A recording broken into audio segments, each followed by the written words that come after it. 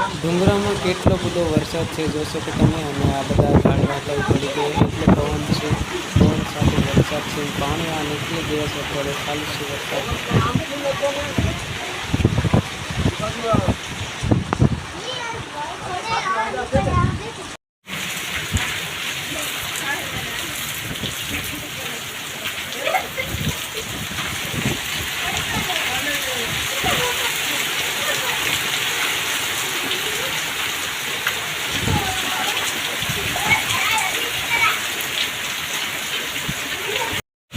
ખરાબ પડતા હતા, ખરાબ ન પડે.